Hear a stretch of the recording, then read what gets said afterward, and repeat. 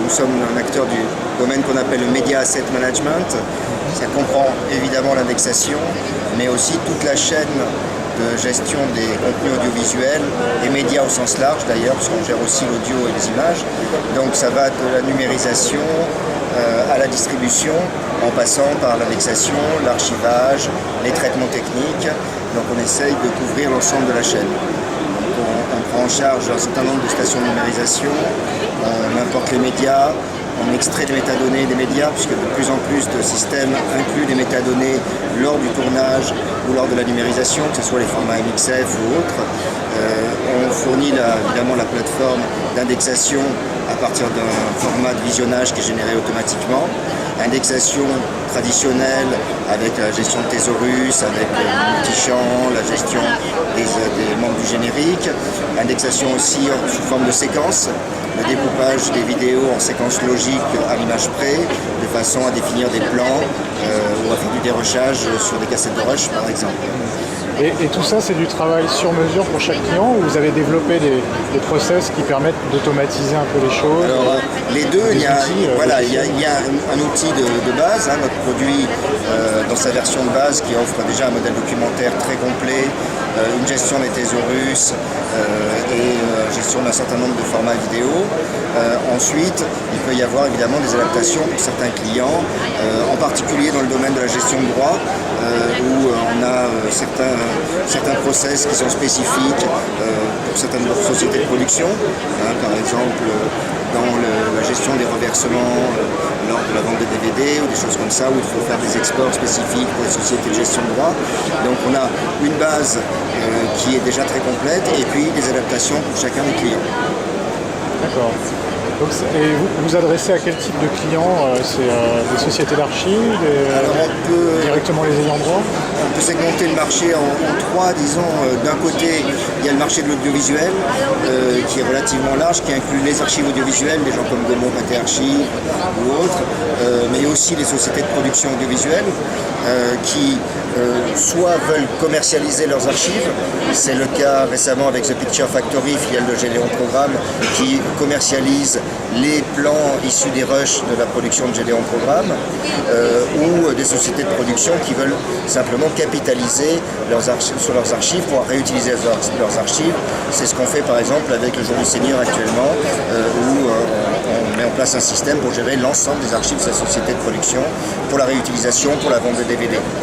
Ça c'est le premier segment. Le deuxième segment de marché, c'est le monde de la presse, où on travaille pour plusieurs journaux, dans le Parisien et le Figaro. Là c'est vraiment l'ensemble de la chaîne de production, la mise en ligne de tous les contenus générés, puisque les journaux se mettent de plus en plus à la production de sujets d'actualité en vidéo. Et donc là, c'est beaucoup de distribution sur Internet. C'est-à-dire quand le journaliste revient avec son programme, son clip, il va falloir l'envoyer sur YouTube, Kewego, Dailymotion, gérer l'archive bien sûr pour la réutilisation, mais surtout distribuer sur Internet un peu partout. Et puis le troisième segment, c'est l'entreprise, les grandes entreprises, les médiathèques de grandes entreprises, des gens comme GDF Suez, qui produisent beaucoup de vidéos en interne, mais qui produisent aussi beaucoup avec des sociétés de production extérieures. Et là aussi, c'est capitaliser et réutiliser. L'exemple typique est l'assemblée d'actionnaires. On veut projeter en arrière-plan le dernier discours du président. On en a besoin, on se connecte à un système, on le télécharge en qualité professionnelle pour générer un DVD pour le présenter. Voilà, c'est à peu près les trois segments dans lesquels on est actif. D'accord. Et aujourd'hui, Opsomize, c'est une société qui a combien de salariés? Quels sont les principaux postes de travail, compétences, on va dire? C'est plutôt des développeurs informatiques, des gens qui viennent de l'audiovisuel? Quels sont un peu les... Alors un peu de tout. On est une dizaine de personnes actuellement. Ouais. Il y a bien sûr une grosse partie développement pour les évolutions du produit et les adaptations pour chacun des clients. Il y a une partie exploitation, parce que nous avons un centre d'hébergement. La moitié de nos clients environ est hébergé dans notre centre d'hébergement. Et donc là, il y a l'exploitation évidemment de cette plateforme. Et une partie audiovisuelle sur tout ce qui est nouveaux formats, gestion des formats, en particulier avec l'arrivée des formats HD, puis des formats 3D, tous les traitements médias à appliquer au contenu de nos clients. Donc c'est un peu ces trois compétences avec aussi une partie R&D assez importante dans la partie développement informatique, où on essaye de tirer profit des nouvelles technologies. Par exemple, à l'IBC, on montre notre nouveau player vidéo basé sur HTML5. C'est de la R&D dans le sens qu'aujourd'hui, ça ne marche qu'avec certains navigateurs. Ça marchera avec IE 9 quand il sortira à la fin de l'année. Mais l'idée, c'était d'explorer la technologie HTML5 pour voir si on pouvait fournir le même niveau de fonctionnalité qu'avec notre player actuel, c'est-à-dire essentiellement les fonctionnalités de magnétoscope professionnel, se déplacer image par image à vitesse variable et pouvoir définir des segments à l'image près. Donc c'est un peu notre activité. Et là, ça dépasse le cadre d'Opsomai, mais quel est l'intérêt d'HTML5 par rapport à votre métier, par exemple, au métier de l'audiovisuel? L'intérêt d'HTML5, c'est de ne plus dépendre d'une technologie propriétaire. Actuellement, notre player vidéo professionnel est basé sur le plugin QuickTime, même si c'est la technologie web entièrement. Le plugin vidéo et QuickTime, c'est le seul qui permet aujourd'hui sur toutes les plateformes de fournir un accès à l'image près et à vitesse variable dans les vidéos, ce qui est important dans le domaine professionnel. HTML5 nous donne cette possibilité sans dépendre d'une technologie propriétaire, puisque le principe est que chaque éditeur d'un navigateur intègre la norme HTML5 avec la technologie dont il dispose. Donc sur Safari, ce sera du QuickTime, mais sur Chrome de Google, sur lequel ça fonctionne aujourd'hui, ce n'est pas du QuickTime. Sur IE9, ça sera certainement plutôt une base Windows Media. Donc on ne dépend plus d'une solution propriétaire et on ne dépend plus non plus des changements de stratégie d'un éditeur de logiciel.